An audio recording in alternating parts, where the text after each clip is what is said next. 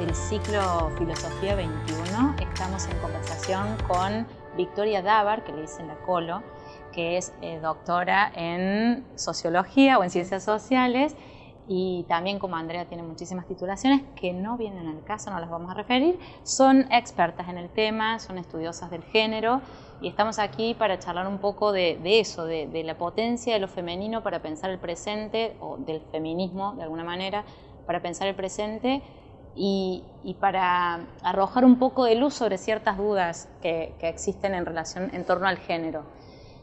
Con lo que, ¿qué nos permite pensar el feminismo o qué identidades no tomadas en cuenta o que no entrarían en la lógica de la mirada binaria nos habilita a pensar el feminismo? Yo creo que, como retomando un poquito lo que conversábamos en la charla, es tan múltiple la posibilidad de feminismos que probablemente haya algunos que posibilitan pensar en otras identidades no binarias y otros que son un poquito más conservadores, en esto que hablábamos antes de no suponer un único sujeto del feminismo, que son las mujeres, sino, como hablábamos hace rato, un feminismo de la intersección que permita pensar en términos de otras identidades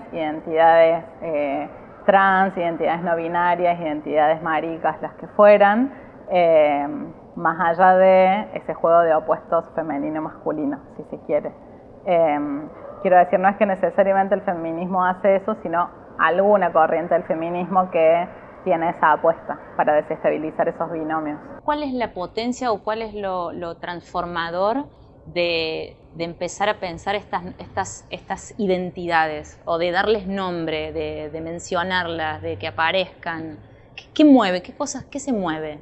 Yo creo que lo interesante de eso es que lo que se mueve son las propias certezas, digamos, porque uno podría decir, bueno, pensemos en la alteridad, pensemos qué es lo que queda afuera, qué es lo que se construye por fuera, pero lo interesante es no tanto señalar el cuerpo extraño, sino devolver la pregunta por el sí mismo. Es decir, cómo es que como comunidad nos normalizamos, cuáles son esas normas que hacen el mundo más habitable para algunos y menos habitable para la mayoría, y esas normas son heterosexistas, son sexogenéricas. Entonces, no solo el señalamiento de lo otro, sino, es decir, cómo estamos produciendo comunidades normalizadas, ¿no? Algo así, me da la sensación que la potencia del feminismo viene también por ese lado. ¿Tiene freno, tiene limitaciones, tiene condicionamientos este movimiento que pareciera no frenarse? Sí, los tiene, quiero decir, pensando en esta multiplicidad de feminismos, creo que hace rato... ¿Quiénes resisten? ¿Quiénes son los que se resisten a la existencia del lenguaje exclusivo e inclusivo, a la existencia de las singularidades? ¿Quiénes culturalmente, quiénes son los que están frenando?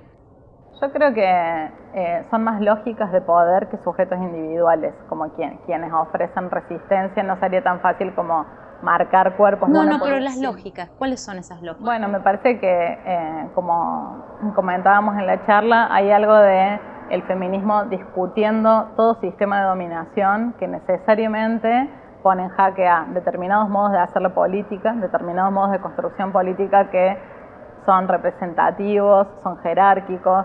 Esta famosa consigna del feminismo no en mi nombre, y que el feminismo no tiene referentes, sino gente que participa y milita activamente, pero no líderes, no es un movimiento que admita líderes, por eso es tan múltiple, por eso es tan divergente. Entonces me parece que lo que hace es horadar esas lógicas, un modo de construcción política, un modo de construcción económica que es efectivamente el capitalismo. Entiendo que por allí va. ¿Qué implica ser un líder desde la perspectiva feminista? Me parece que por una parte lo que decíamos antes, la anulación de la singularidad y hablar en nombre de otro, y vos probablemente desde el feminismo solo podrías hablar en tu nombre, a lo sumo en nombre de la pequeña comunidad a la que te vinculás, pero seguro que no totalizar, ¿no? Ustedes en la charla hablaban de la performatividad del lenguaje, cómo moldea. ¿Me explicás un poco, me contás un poco esa posición? Sí, son como ciertas corrientes teóricas que se vienen trabajando. Butler es como la la más conocida de ellas, pensando en esto de la performatividad de género, ¿qué significa? Volviendo a la pregunta previa, es decir, bueno, no pensar al género en términos esencialistas, no es una esencia, vos no sos esencialmente una identidad femenina o masculina, sino que devenís eso, llegás a ser eso. Y cómo llegas a hacerlo, esa idea de que el género es una performance, implica que hay varias, como una serie repetida de normas y de actuaciones o de dramatizaciones que nos hacen habitar o actuar un género. Qué sé yo, el modo en el que yo llevo el pelo, en el modo en el que hablo, si hablo más en un tono más agudo o más grave, cómo me visto, cómo me presento al mundo, cuáles son mis performances sexuales, cuáles son mis performances sociales, digamos. Creo que la potencia que tiene, de nuevo, pensar al género como performativo es no solo pensar a esos géneros muy por fuera de la norma binaria como performativos, sino a todos, como reconocer el artificio en toda la producción de géneros, ¿no? Como no solo esto que decíamos en lo monstruoso, sino también en lo que aparece como hipernormalizado, en lo que pareciera que donde no hay ninguna pregunta, allí donde pareciera que no hay ninguna pregunta, es probablemente donde hay que mirar. A ver, Colo.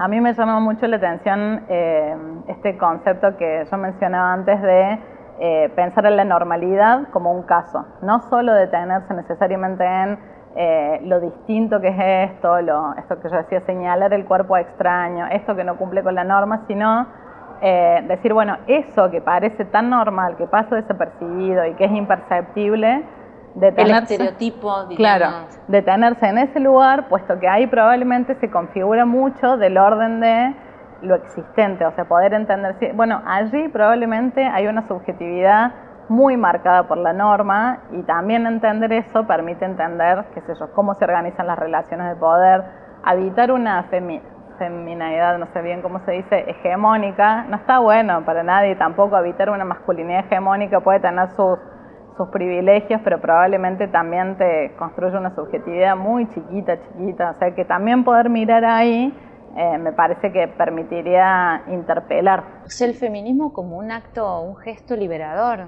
un gesto, un movimiento absolutamente liberador del habitar el propio cuerpo. Y ojalá, sí, yo creo que puede serlo, o sea, no hay garantías de que vaya a serlo, pero puede serlo, y hay un feminismo que efectivamente intenta eso.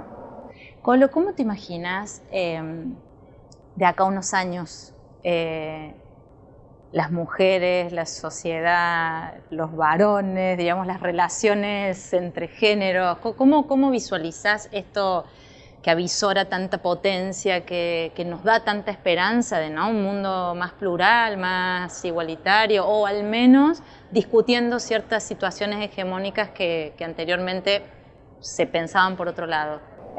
Esperanzadamente yo te diría que el futuro será feminista, pero no quiero ser tan optimista. Lo dijo. No quiero ser tan optimista al respecto.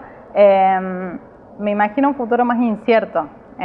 Quiero decir con eso que no es tan claro cómo seremos en los modos de vincularnos, cómo seremos en el amor, cómo seremos en la amistad, cómo seremos en la política, cómo seremos produciendo, cómo será el sistema económico. Eso me da la sensación que hay como un grado de incertidumbre y la crítica feminista creo que colabora con esa incertidumbre de implosionarlo todo, de discutirlo todo. Quiero decir, puede ser un futuro sumamente liberador y emancipatorio y puede ser un futuro que sea un bajón, digamos, de conservador y de oscurantista, pero allí estaremos para que no lo sea. No, sí, estaremos batallando, claro que sí. Sí, quiero decir, me parece que no hay ninguna garantía al respecto, pero sí la imaginación de otro mundo posible me parece que es un intento, como una herencia revolucionaria que el feminismo toma, una bandera que toma. Me encantó. Gracias, Colo. Un placer. Bueno, un placer. Charlando con la Colo Dávar y Andrea Torrano. Ha sido un enorme placer tenerlas aquí con nosotros para el siglo XXI.